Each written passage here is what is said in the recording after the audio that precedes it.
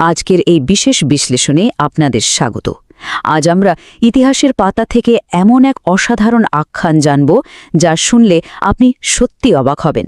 আমাদের সংগৃহীত উৎস থেকে নেওয়া এই গল্পটি দারুণভাবে প্রমাণ করে যে কিভাবে মানুষের গভীরতম ঘৃণাকেও নিঃশোক ধৈর্য আর অসাধারণ আচরণের মাধ্যমে পুরোপুরি বদলে দেওয়া যায়।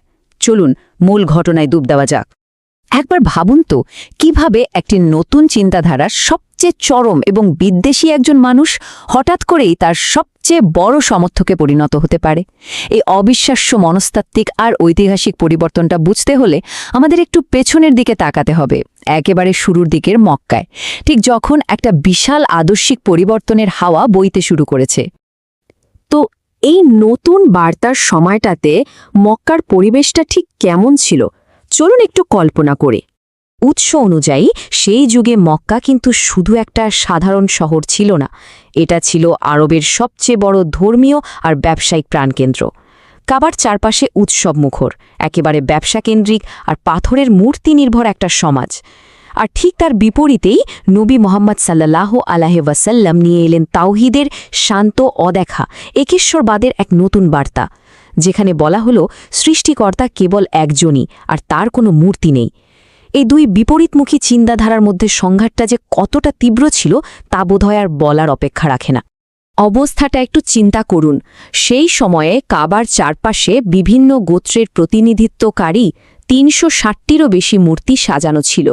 আর এই কাঠ, পাথর, সোনা বা রূপার তৈরি মূর্তিগুলোর ওপর ভিত্তি করেই গড়ে উঠেছিল এক বিশাল অর্থনীতি। দূর দূরান্ত থেকে মানুষ আসত আর স্থানীয় ব্যবসায়ীদের পকেট ফুলে ফেপে উঠত। তাই স্বাভাবিকভাবেই আবু জেহেল বা আবু লাহাবের মতো নেতারা শুধুমাত্র একজন অদেখা ঈশ্বরের ধারণায় নিজেদের ক্ষমতা আর ব্যবসার প্রতি এক বিরাট হুমকি দেখতে পাচ্ছিলেন। সমাজের এই বিভক্ত হওয়ার পর্যায়ে আমাদের আজকের গল্পের মূল চরিত্র অর্থাৎ সেই বৃদ্ধার গভীর বিদ্বেষের জায়গাটা তৈরি হয়।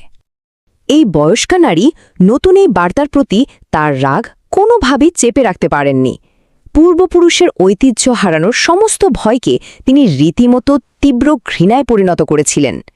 তিনি সারা দিন নবীর বিরুদ্ধে অপপ্রচার চালাতেন। প্রতিদিন নবীর চলার পথে নিজের ঘরের নোংরা আবর্জনা ফেলা, মিথ্যা গুজব ছড়ানো আর প্রকাশ্যে অভিশাপ দেওয়া, এগুলোই ছিল তার নিত্যদিনের কাজ। এমনকি রাস্তায় মানুষকে ডেকে ডেকে বলতেন, সাবধান, ওর থেকে দূরে থেকো, ও একজন জাদুকর। কিন্তু এত কিছুর পর নবীর প্রতিক্রিয়া কি ছিল? উৎস আমাদের জানাচ্ছে এক অকল্পনীয় ধৈর্যের কথা। নবী কিন্তু কখনোই রেগে যাননি বা প্রতিশোধ নেননি, উল্টো কোনো কটু কথাও বলেননি, বরং তিনি নীরবে পাশ কাটিয়ে যেতেন। বৃদ্ধা যখন গালি দিতেন বা ময়লা ফেলতেন তিনি একদম চুপ থাকতেন আর মনে মনে ওই বৃদ্ধার সঠিক পথ প্রাপ্তির জন্য শুধু প্রার্থনা করতেন। সত্যি বলতে সহনশীলতার এমন দৃষ্টান্ত আসলেই বিরল। কিন্তু একটা সময়ে বৃদ্ধাকে তার প্রিয় শহর ছাড়ার মতো চরম সিদ্ধান্ত নিতেই হলো। তাওহীদের বার্তা যখন দ্রুত ছড়িয়ে পড়তে লাগল আর মানুষ দলে দলে পুরনো মূর্তি পূজা ছেড়ে নতুন বিশ্বাস গ্রহণ করতে শুরু করল, তখন বৃদ্ধার মানসিক চাপ একদম চরমে পৌঁছায়। চারপাশের এই পরিবর্তন তিনি কিছুতেই মেনে নিতে পারছিলেন না। নিজের সামান্য কিছু জিনিসপত্র পুটলিতে বেঁধে তিনি ছুটলেন তার সবচেয়ে প্রিয় মূর্তি হুবেলের কাছে। কাঁদতে কাঁদতে তিনি পাথরটিকে বোঝালেন যে নতুন ধর্ম থেকে বাঁচতে তাকে বাধ্য হয়ে মক্কা ছাড়তে হচ্ছে। তবে তিনি কথা দিলেন যেখানেই যান না কেন ওই পাথরের মূর্তির প্রতি তিনি আজীবন বিশ্বস্ত থাকবেন। এরপর শুরু হলো সেই ঐতিহাসিক যাত্রা, আর দেখা মিলল একজন অচেনা মানুষের। মক্কা ছাড়ার সেই সকালে ভারী জিনিসপত্রের পুটলি নিয়ে দরজার সামনে বসে বৃদ্ধা খুব অসহায় বোধ করছিলেন। ভাবছিলেন এই বয়সে একা এত ভারী বোঝা বয়ে নিয়ে যাবেন কিভাবে। ঠিক সেই অসহায় মুহূর্তেই একজন শান্ত, দয়ালু আর উজ্জ্বল চেহারার অচেনা মানুষ তার সামনে এসে দাঁড়ালেন। মানুষটি খুব বিনয়ের সাথে বললেন, আপনি চাইলে আমি আপনার এই ভারী বোঝাটা বয়ে দিতে পারি। মানুষের বোঝা বহন করাই তো আমার কাজ। একটু ভেবে দেখুন, একজন অচেনা মানুষ যখন কোনো টাকা বা শর্ত ছাড়াই একজন শ্রমিকের মতো সাহায্য করতে এগিয়ে আসেন, তখন যে কারোরই অবাক হওয়ার কথা। বৃদ্ধাও সাথে সাথে তার এই মহানুভবতায় মুগ্ধ হয়ে গেলেন। আরবের সেই প্রখর রোদ আর ধুলোর মধ্য দিয়ে হাঁটা কিন্তু মোটেও সহজ কিছু ছিল না। প্রথম ঘণ্টায় ভারী বোঝা নিয়ে মক্কা ত্যাগ, দ্বিতীয় ঘণ্টায় কাঠফাটা রোদের মাঝে ক্লান্তিহীন যাত্রা, আর তৃতীয় ঘণ্টায় গন্তব্যে পৌঁছানো। এই পুরোটা সময় সেই অচেনা মানুষটি বিন্দুমাত্র বিরক্তি প্রকাশ না করে হাসি মুখে ওই ভারী বোঝা বয়ে চলছিলেন। এবার গল্পের সবচেয়ে চমকপ্রদ আর নাটকীয় পরিহাসের জায়গাটাতে আসি। এই দীর্ঘ পথের পুরোটা সময় জুড়ে ওই নারী ক্রমাগত নবী মোহাম্মদকে যা চাই তাই অপমান করতে থাকেন। তিনি তার এই দয়ালু সাহায্যকারীকে বারবার সতর্ক করে বলছিলেন, বাবা, ওই মুহাম্মদ থেকে কিন্তু 100 হাত দূরে থেকো। সে একটা জাদুকর, তোমার বাপ দাদার ধর্ম থেকে তোমাকে একেবারে সরিয়ে দেবে। তিনি ঘুণাক্ষরেও জানতেন না যে তিনি আসলে কার সাথে কথা বলছেন। কি দারুণ একটা বৈপরীত্য, তাই না?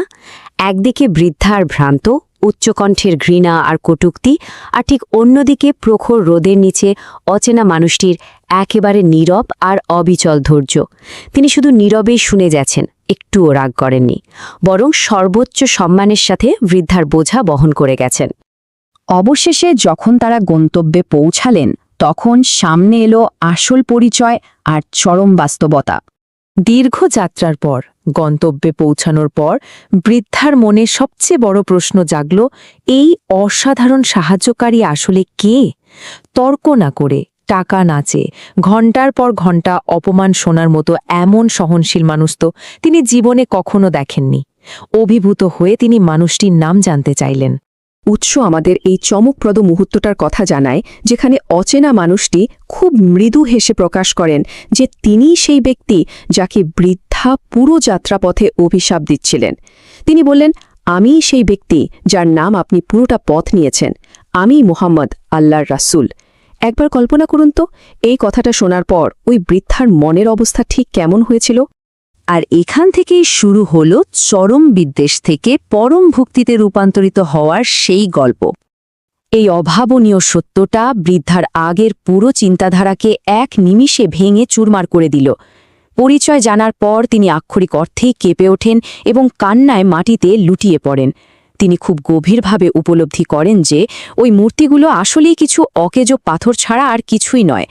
তিনি বুঝতে পারলেন যে মানুষটিকে তিনি এত ঘৃণা করতেন, তার চরিত্র যদি এতটা মহান হয়, তবে তার আনা এক ঈশ্বরের বার্তাই নিঃসন্দেহে চরম সত্য।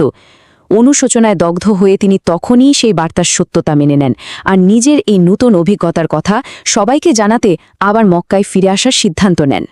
মক্কায় ফিরেই তিনি সোজা সেই নারীদের জড়ো করেন যাদের সাথে তিনি আগে মূর্তির কাছে প্রার্থনা করতেন। সবার সামনে দাঁড়িয়ে তিনি সগর্বে ঘোষণা করেন, আমি নিজে তার চরিত্র দেখেছি। সে নিজের হাতে আমার জন্য শ্রমিকের মতো কাজ করেছে। যদি এই পৃথিবীতে কেউ সত্যবাদী হয়, তবে সেই। নবীর অসীম ধৈর্য আর চরিত্র শেষমেশ তাকে পুরোপুরি ইসলামের আলোয় নিয়ে এসেছিল। আমাদের সংগৃহীত উৎস থেকে পাওয়া এই পুরো ঘটনার মূল শিক্ষাটাই হল হোসনে আখলাক বা চমৎকার, মহৎ চরিত্র এবং নৈতিক আচরণ। এই ঘটনা আমাদের খুব স্পষ্টভাবে চোখে আঙুল দিয়ে দেখিয়ে দেয় যে একটা মহান বার্তা শুধু তর্ক বা সংঘাত দিয়ে নয়, বরং অতুলনীয় নৈতিক চরিত্র আর অবিচল ধৈর্যের মাধ্যমে মানুষের অন্তরে স্থায়ীভাবে গেঁথে দেওয়া সম্ভব। আজকের এই বিশ্লেষণটি শেষ করার আগে আপনাদের কাছে আমার একটা প্রশ্ন, কিভাবে এত গভীর ধৈর্য আর চমৎকার একটা চরিত্র সবচেয়ে বদ্ধমূল ক্রোধকেও জয় করতে পারে? আমরা কি আমাদের দৈনন্দিন জীবনে বিশুদ্ধ নীরব ধৈর্যের সে অসীম ক্ষমতাকে খুব বেশি অবমূল্যায়ন করি না, যা কিনা কঠিনতম হৃদয়কেও পুরোপুরি বদলে দিতে পারে? এই প্রশ্নটি আপনাদের ভাবনার জন্য রেখে গেলাম। আশা করি এই গল্পটি আমাদের সবার জীবনেই একটু হলেও ইতিবাচক প্রভাব ফেলবে।